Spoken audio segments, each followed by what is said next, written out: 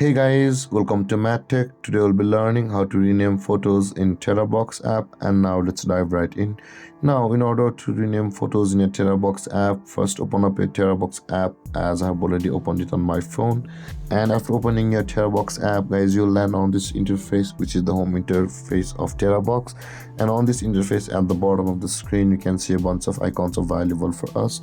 Tap on the files button at the bottom of the screen just beside the home, and after tapping on the files button over here, you can see all of your files which you have uploaded in your Terabox app will be over here.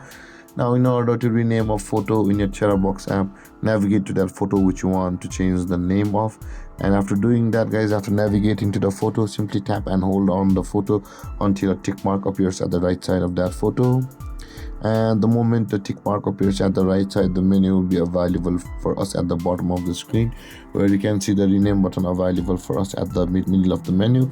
So let's do that again. Let's tap and hold on a photo, and when the menu appears, tap on rename, and you can see, guys, you'll be able to rename it from over here. So in order to proceed, make the certain edits which you want to make to your photo's name. So I'll be just typing in name 1, and after entering your name, tap on the OK button over here.